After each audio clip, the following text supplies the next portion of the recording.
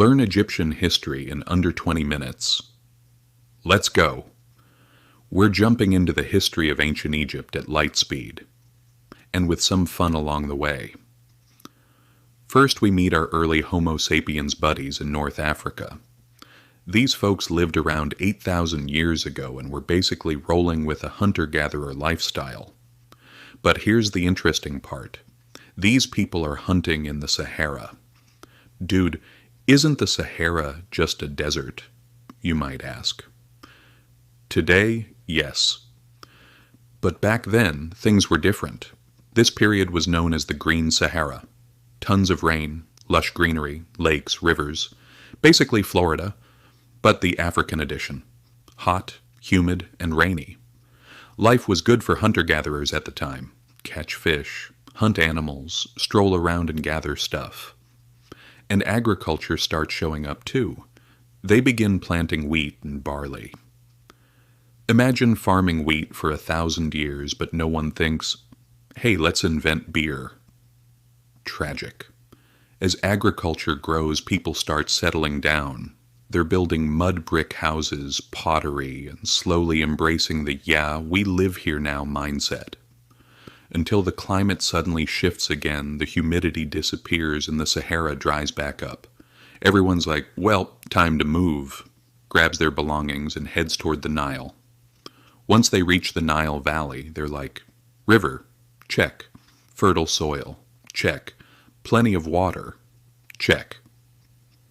Yep, this place is a great idea.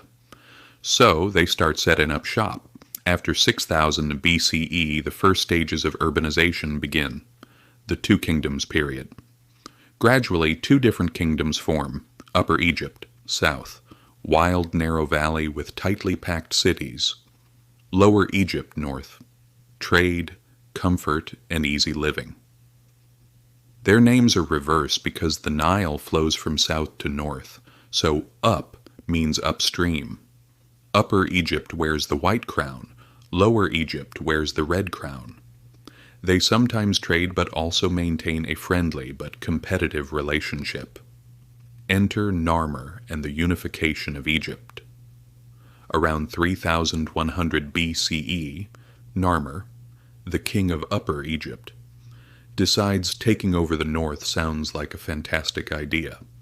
So he conquers Lower Egypt and unifies the land. How do we know this? Because of a stone tablet called the Narmer Palette. On one side, he's wearing the white crown, beating his enemies. On the other, he's wearing the red crown, basically saying, guys, I'm wearing both crowns. The kingdom is united. Narmer is considered the first pharaoh, not just a political leader. He introduces himself as the representative of Horus, and everyone accepts it. Old Kingdom. The Age of the Pyramids. From 2686 to 2181 BCE, covering the 3rd to 6th dynasties, we have the Old Kingdom. This is when Egypt builds its absolute construction masterpieces. The Step Pyramid at Saqqara, built by King Djoser and architect Imhotep, 3rd dynasty. Then the 4th dynasty turns Giza into a massive construction site. Great Pyramid of Khufu, Pyramid of Khafras, Pyramid of Menkaure, the Great Sphinx, the workers, still debated but likely a mix of paid laborers plus local people. By the 6th dynasty, the cult of Ra rises, sun temples pop up, pharaohs roam around claiming to be the son of Ra. Meanwhile, local governors gain too much power and the central authority weakens. The last pharaoh, Pepi II, takes the throne at age 6 and rules for about 90 years, a legendary duration. But during his reign, Egypt faces famine, conflict, and fragmentation. And eventually, the first intermediate period begins. Collapse. Middle Kingdom, Egypt reborn. Around 2055 BCE, Mentuhotep II, the ruler of Thebes, conquers the north and reunifies the country. Thus the Middle Kingdom begins.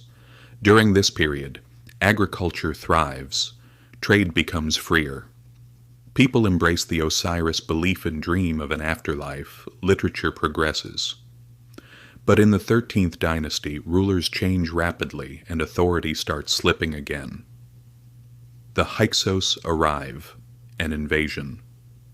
The Hyksos, a people from the Levant, initially move into the Delta region through trade and migration. Later, around 1650 BCE, they take control of it, a major twist in Egyptian history. Lower Egypt falls under their rule. Thebes remains partially independent but pays tribute. The Theban ruler Seqenenretau wages war after the Hyksos king mocks him, but he is killed in battle. His son Ahmose rises and eventually expels the Hyksos completely. The New Kingdom begins. New Kingdom, Egypt at its peak. This is the era when Egypt reaches maximum power and many of the most famous pharaohs appear. Hatshepsut, Egypt's woman. King. She starts as a regent but eventually takes full pharaoh titles. For 20 years she advances peace, trade, and architecture.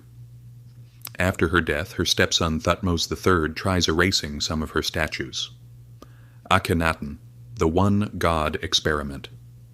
He says, "From now on we only worship Aten." Everyone is shocked. The religious system is rebuilt from scratch. Tutankhamun, famous but short-lived, becomes pharaoh young, dies young. Why so famous? Because his tomb was the only pharaoh tomb found unlooted. Ramses II, a legendary pharaoh, rules for 66 years. Fights the Battle of Kadesh against the Hittites. Real outcome, a tie. Propaganda version, victory is ours. Decline in foreign control. With time, the central government weakens. The third intermediate period begins. Libyans, Nubians, and Assyrians rule Egypt one after another. Late period, Persians and beyond. In the 525 BCE, the Persian king Cambyses conquers Egypt. There is a short phase of independence, but then Persians return. Alexander enters the stage.